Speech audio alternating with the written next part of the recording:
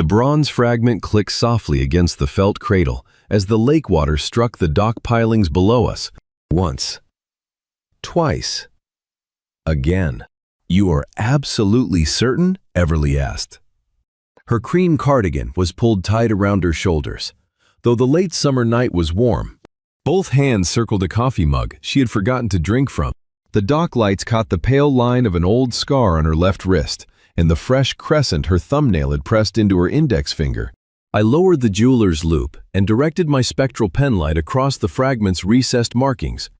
"The corrosion reaches beneath the engraving," I said. "A modern copy can imitate color. It cannot reproduce crystal growth through the metal in that pattern. So it is real." "Yes." The water kept counting beneath us. Everly looked toward the dark outline of the lakeside estate. "Then Richard will not stop." Her father's former business partner had frozen the trust payments 2 days earlier. He claimed the estate's central antiquities collection was fraudulent and had invoked a loan clause that would transfer the house, grounds, and remaining collection to his company if the centerpiece failed authentication. Everly had 3 problems with no easy exit.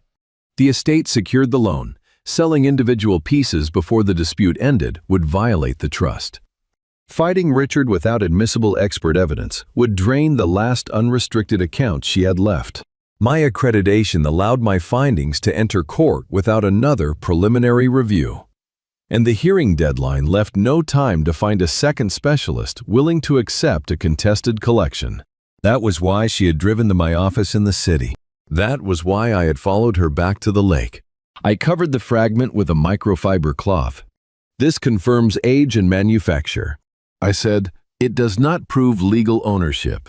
Authentication and provenance are separate reports." Everly studied my face as though searching for a hidden fee. "What happens next?" I examined the acquisition records, shipping documents, and export history. "Your counsel uses those findings to challenge the default notice. Mara Levine is filing for a temporary stay tomorrow morning." "Good. You sound disappointed that I already hired a lawyer." "I sound relieved that you hired the right one." The edge of her mouth moved. Everly smiled whenever I spoke about old things, as if they were living witnesses. I had noticed it in my office when I translated a dedication scratched into a Roman mirror. I noticed it again now. Then the smile disappeared. "Why did my father spend his last 3 years buying pieces every serious curator warned him against?" she asked. "He sold stable investments and acquired objects with incomplete records. Richard says illness made him reckless." The question had followed me through 2 days of ledgers. The purchases were not random. Their shipment codes repeated in a pattern no catalog note explained. "I do not know yet." She looked back at the estate. "That may be the first time I have heard you say that. It will not be the last." A breeze moved across the lake. She shivered once. I reached for the spare canvas wrap in my equipment case, then stopped. "May I?" Everly glanced at the wrap, then nodded. I placed it around her shoulders without touching her neck. The water continued its steady rhythm below us, no longer a clock for the artifact alone. Richard's deadline sat inside every sound. 3 days later, my colleague Dr. Lena Patel arrived at the estate carrying 2 archival cases and 1 disapproving expression. Lena ran conservation at our firm and had known me long enough to recognize trouble before I named it. She looked through the solarium windows toward Everly, who was on the terrace speaking with Mara Levin. "You are living here?" Lena asked. "Guest wing, separate entrance. You are also reviewing a collection owned by a client under financial pressure. The engagement letter is clear. And are your feelings equally well documented?" I adjusted the camera mount above a terracotta seal. "There are no feelings relevant to the report." Lena set down the cases. "That sentence should concern you." She reviewed the chain of custody log, verified my sample controls, and signed as second conservator. Then she pointed to a series of shipment tags laid beside the ledgers. The same code appeared on 7 disputed acquisitions, N-17-C. "What does it mean?" she asked. "It is not a carrier format. Storage? Possibly." Everly entered with Mara behind her. Mara was 44, sharp-eyed, and carried legal folders as if they had personally offended her. The judge granted a 72-hour temporary stay. She said, Richard cannot transfer or encumber estate assets before Friday. After that, I need enough evidence for a preliminary injunction. Everly set 2 coffees on the work table. Mine was black. Hers carried enough cream to turn the surface pale. You usually drink it black. I said, black is for legal correspondence. Cream is for pretending the world is not ending. Lena took the untouched 3rd cup. And what does mine mean? That I did not know how you take it. Honesty. Promising. Everly smiled. The smile pulled at something under my ribs. I turned back to the shipment tags. Mara noticed. Lawyers notice the facts people try hardest not to submit. The authentication report needs to stay independent, she said. No public statements, private negotiations, or promises to the client without ethics review. I understand. Everly's fingers tightened around her cup. Mara faced her. That protects you too. If Richard claims Callum acted out of personal loyalty, we answer with procedure. Everly nodded. Then we follow procedure. The answer should have relieved me. Instead, I felt the exact shape of the wall between us. For the next 10 days, the estate became a laboratory. I photographed tool marks, compared alloy signatures, and built a matrix separating scientific authenticity from legal provenance. Lena tested conservation conditions. Mara requested invoices from 3 European archives and subpoenaed Richard's company for sales records tied to the loan.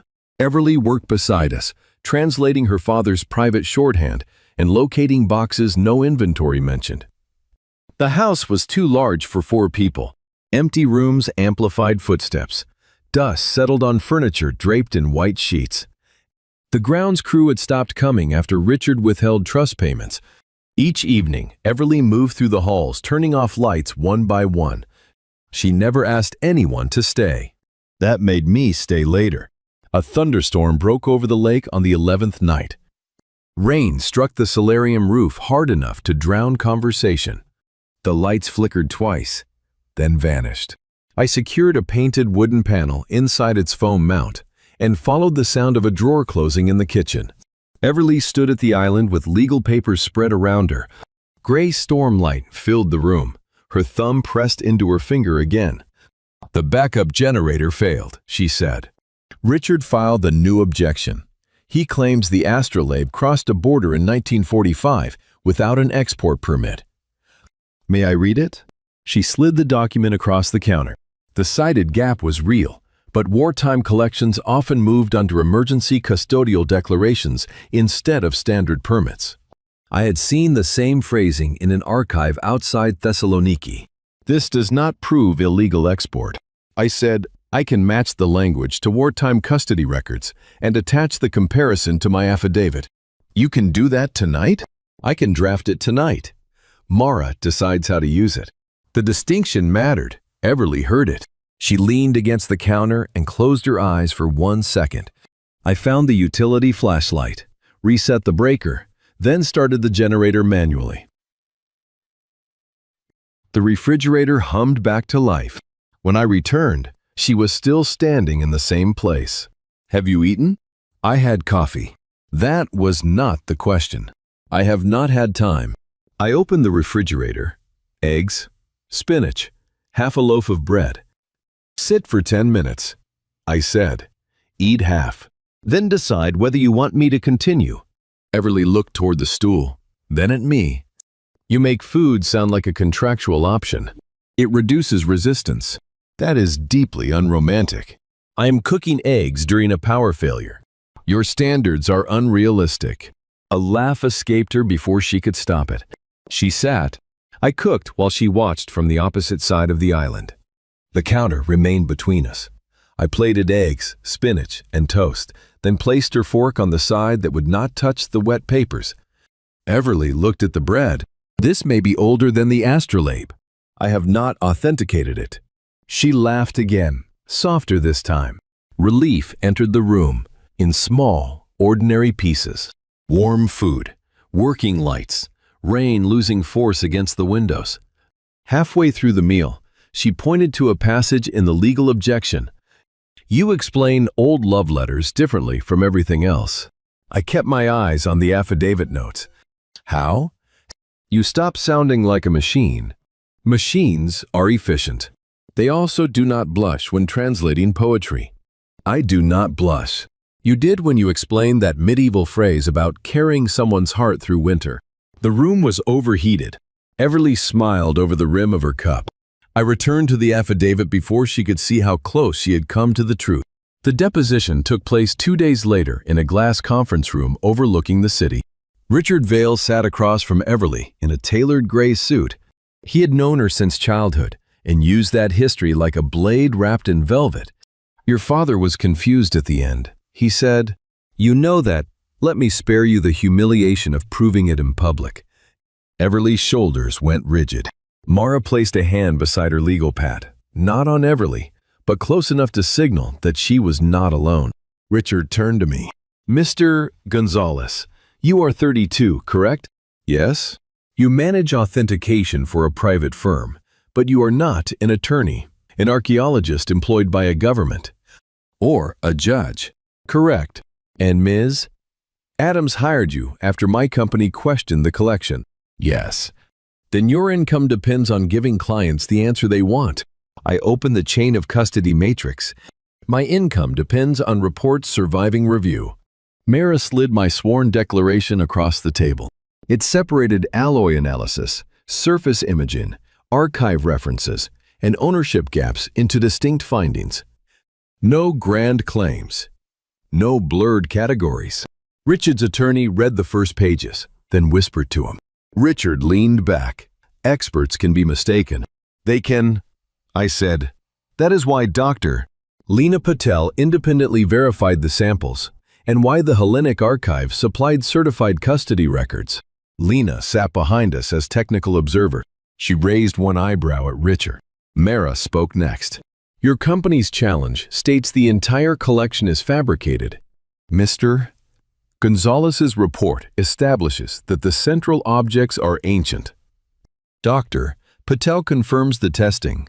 If you have contradictory evidence, produce it." Richard's lawyer requested a break.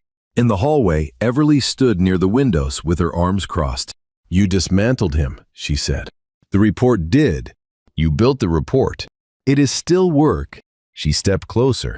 Vanilla, rain, and the cream coffee she had carried from the car. "Thank you," she said. I moved half a step back. "It is my job." The hurt showed around her eyes before she turned away. Lena waited until Everly re-entered the conference room. "You preserved the boundary," she said. "Yes. You also used it as a weapon." I closed the matrix folder. "That was not my intention." Intent is not the same as effect. The deposition ended with Richard withdrawing his claim that the artifacts were modern forgeries. He did not withdraw the default action. Instead, his attorney shifted to ownership history and the missing purchase records. We had won one room. The house still stood inside the storm. That evening, Everly found me cataloging a shelf of minor objects in the library. A worn wooden box sat behind a row of ledgers. Inside lay a broken piece of green sea glass and a yellowed note written in a child's hand. "For Dad to show the way home." A small compass symbol curved beneath the sentence. Everly stopped beside me. "I gave him that when I was 10, she said. "We found it on a beach in Maine. He kept it on his desk until he knocked it over after he became ill." The glass had split into 3 pieces. "May I examine it?" She opened her palm. I lifted the fragments with padded tweezers. "It has no financial value," she said. "That is not what you asked." I did not ask anything. Her voice broke on the last word. I looked at the compass symbol. The same mark appeared beside several N17C entries in her father's ledger. Not evidence yet. A clue. Did your father use this symbol elsewhere? He marked maps with it, and letters he wanted me to find later. Where are those maps? Some are in the attic. Most were packed before he died. I set the fragments back into the box. "Leave this with me?" Everly studied my face. "For the records?" "No." She nodded. After midnight, while the lake water tapped against the pilings, I mixed archival resin under a conservation lamp. The fracture lines aligned only when the largest piece turned slightly clockwise. I repaired the glass because words had failed me in the hallway. That part of me did not improve with practice. When I could not say, "Stay," I fixed a hinge. When I could not say, "I am afraid to matter," I repaired what fit beneath a lamp. Before sunrise, I placed the restored glass beside Everly's cream coffee mug and went down to the dock. The water no longer sounded like a deadline. It marked each breath while I reviewed the ledger photographs. Everly's footsteps crossed the planks behind me. She held the green glass to the early light. Fine seams remained visible, but the pieces held. "You fixed it. The resin will remain stable if it stays out of direct heat." She came closer and touched my forearm. Why? The technical answer reached my tongue first. I let it go. "You should not have had to keep every broken piece by yourself."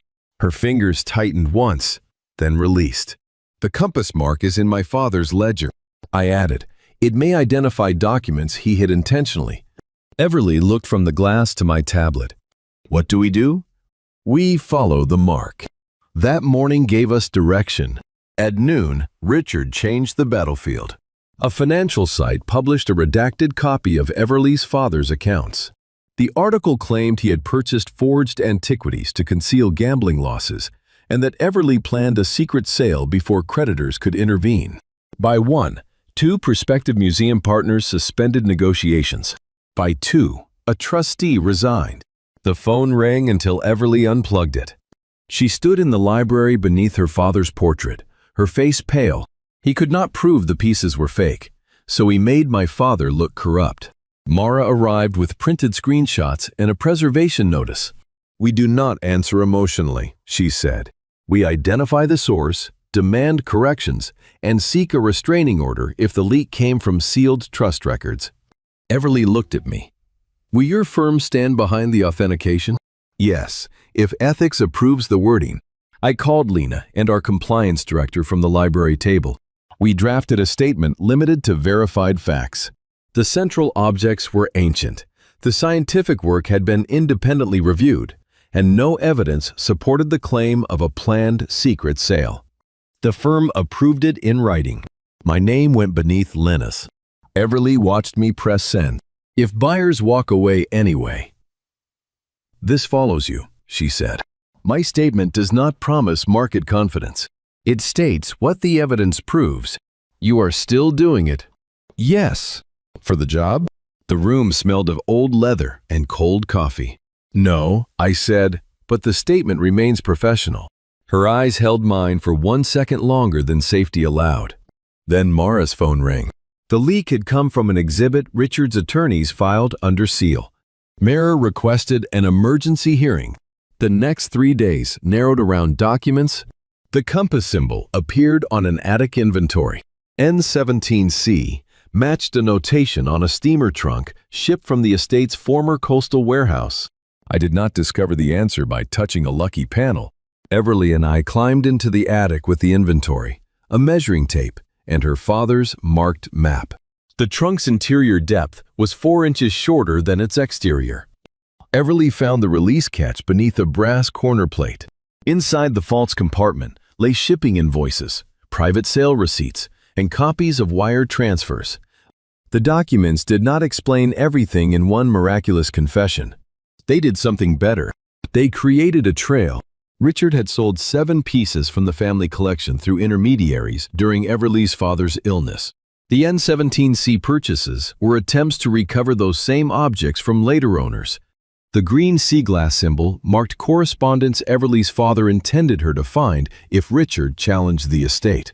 At the bottom sat one letter addressed to her. She looked at me before opening it. "Do you want privacy?" "Stay?" I stayed. The letter did not name every crime. Her father admitted he had trusted Richard too long, discovered missing objects too late, and spent his final years buying them back. He asked Everly not to preserve the house out of guilt. History belongs where it can be seen, he had written. Do not confuse keeping a building with keeping me. Everly sat on the attic floor. Dust floated through the beam of my flashlight. He knew I would turn this place into a memorial, she said. I lowered myself beside her, leaving space between our shoulders. What do you want it to become? I do not know. It was the first time I had heard her say that. Mara used the invoices to subpoena bank and auction records. A forensic accountant named Julian Cross traced payments through 2 companies tied to Richard. At the emergency hearing, the judge issued a temporary restraining order, preventing transfer of estate assets and barring Richard from contacting trustees outside counsel. The court scheduled a full preliminary injunction hearing for 3 weeks later. It was protection, not victory. Everly understood the difference. That night, the water struck the dock in a slower rhythm. She sat beside me, wrapped in her green cardigan, the green glass between us. My father spent years buying back what Richard sold, she said. I spent years assuming the house was the only thing holding our family together. Buildings are persuasive. So are curators. I have never claimed otherwise. She smiled. Every time you talk about love in old letters, you make it sound like a dead language you happen to translate. That is unfair. You explained a 12th century vow for 20 minutes and called it a useful social artifact. It was useful. You smiled when you read it. The phrasing was unusual. There, she pointed at me. You are doing it again. Doing what? Pretending the safest description is the truest one. The water touched the pilings below us. I looked at the green glass rather than her face. When you smiled, I said, I thought you were amused by the texts. I was amused by you. That is not an answer. Everly leaned closer. You always thought I meant people who had been dead for centuries. My pulse moved against the collar of my shirt. Then who did you mean? Her eyes did not leave mine. I meant us. The lake seemed to pause between one wave and the next. No contract sat between us. No report waited for a signature. Her financial case remained unresolved, and she owed me nothing beyond the fee already recorded in the engagement. I could still step back. For once, I did not. Everly, I said, my work for the estate ends after the injunction hearing. Until then, I will not ask you for anything that could complicate your choice. You are not asking. I am telling you. I heard you. Good. Her hand opened on the dock between us. I placed mine over it. Nothing more. It was the most honest contact I had allowed myself in weeks. The preliminary injunction hearing took place in the 6th week. Mara led the legal strategy. Julian Cross presented the financial trail. Lena testified that my authentication work had followed independent controls. I explained the difference between age, provenance, and ownership history, then linked each recovered object to invoices and shipping records. Richard's attorney argued that Everly's father had authorized the earlier sales. Mara produced bank correspondence showing no payment entered the estate. The judge granted the preliminary injunction, suspended the default clause, and ordered preservation of Richard's company records pending trial. Outside the courtroom, Lena stopped beside me. You kept the science clean, she said. You kept the client's choice clean too. Your approval is becoming uncomfortable. Endure it. Everly waited near the courthouse steps with Mara. She did not run into my arms. She signed the next filing, thanked Julian, and spoke to the trustees before crossing the pavement toward me. Agency looked better on her than rescue ever could. The final financial outcome took 5 more weeks. Subpoenaed bank records confirmed that Richard had routed proceeds from the unauthorized sales into his investment companies. He settled before trial, returned the remaining disputed assets, covered the estate's legal costs, and resigned from every trust position connected to the Adams family. The court converted the preliminary order into a permanent injunction as part of the settlement. Everly's accounts reopened. Her father's name was publicly cleared. My engagement letter ended the following Friday. I packed my tools in the solarium while sunset burned across the lake. Everly entered, carrying a manila envelope. The final invoice approval, she said. I closed the case around my loop. Mara already sent confirmation. I know. She set the envelope down. You are leaving tonight. My work is finished. Is that the only reason you stay? The answer had followed me through every corridor of the house. No. Everly took one step closer. Then say the rest. I gripped the handle of my case. You are 38. You inherited a world where men like Richard know which doors open before they touch them. I grew up repairing display cabinets after school because my mother cleaned the museum offices. I know how to enter rooms like yours. Everly. I assess the valuables, submit the report, and leave. She looked at the case in my hand. You think I chose you because you were useful? I think usefulness is the part of me that belongs here.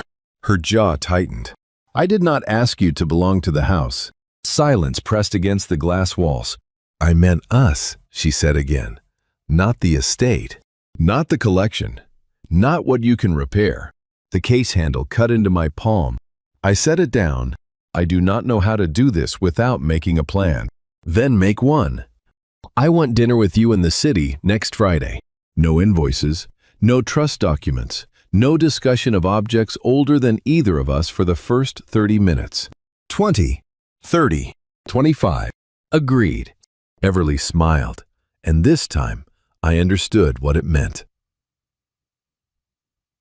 She lifted her hand toward my face, then stopped. May I? Yes. Her fingers rested against my jaw. I placed one hand at her waist and drew her closer. The kiss was brief, warm, and certain. When we separated, her forehead rested against my chest for one quiet breath. Only then did she reach into her cardigan pocket. I have something else, she said. If it is a legal document, this timing is terrible. It is not binding. She handed me a proposal for a public historical gallery in the city. The estate would be sold to a preservation trust. The collection would move into a non-profit exhibition space with education programs and rotating loans.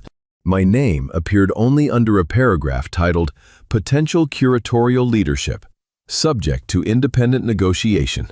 This does not depend on dinner, she said, or on us.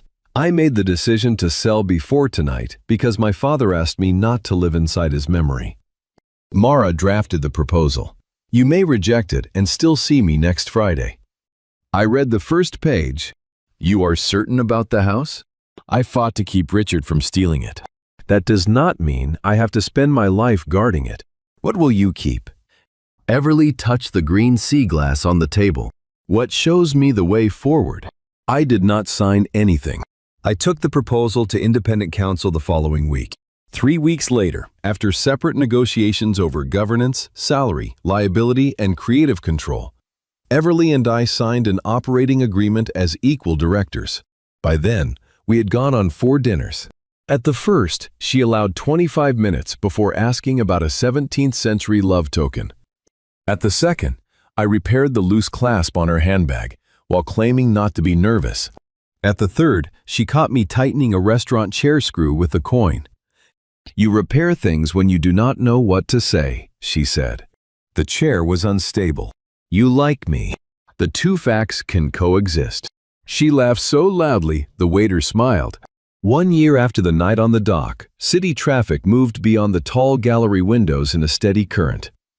The sound had replaced the lake water, but not its rhythm. Cars rolled over wet pavement, brakes hissed, footsteps crossed the lobby below. 3 hours remained before the opening of the Adams Gonzalez Historical Gallery. Richard's settlement had stabilized the estate, funded employee severance for the lakeside staff, and endowed the first year of public programming. The Preservation Trust now maintained the house as a research retreat. Everly owned the Gallery Foundation with an independent board. I served as curatorial director under the operating agreement our attorneys had negotiated. Her father's recovered collection filled the central hall. Not hidden, not sold, seen. I adjusted the environmental controls beside the bronze astrolabe. Everly entered carrying 2 coffees. Mine was black. Hers held cream. Legal correspondence? I asked. Opening day piece. She leaned against the desk in her cream cardigan. The Metropolitan trustees arrived early. They want a private tour. They can wait 5 minutes. The display case is still stabilizing. You know they donated half the education wing. Humidity does not respect philanthropy. She smiled and placed a velvet box beside my keyboard. Inside lay the restored green sea glass on a small stand. Beneath it, the childhood note had been protected behind archival film. For Dad to show the way home. The repaired seam still caught the light. Everly stepped beside me, close enough that her shoulder touched mine. "You could have hidden the cracks," she said. "I could have made the repair less honest." Is that curator language for sentimental? It is curator language for accurate. Below us, the first school group gathered behind the lobby doors. Their voices rose to the stairwell and mixed with the traffic outside. Everly took my hand. The city's rhythm no longer counted down what we might lose. It carried people toward the doors we had chosen to open. She looked at the sea glass, then at me. "To show the way home," she said. I closed my fingers around hers. Beyond the office glass, the gallery lights came on one room at a time, illuminating the objects we had protected and the life we had chosen to build around them. I'm already there. The end. Closing thoughts. Core lesson. The truth can protect a legacy. But love begins when two people choose a future that belongs to them, rather than living inside someone else's expectations. Green flag. Healthy love respects agency, boundaries, and independent choices. It offers care without creating emotional debt and allows both partners to stand as equals. Please like and subscribe so we can share more stories like this.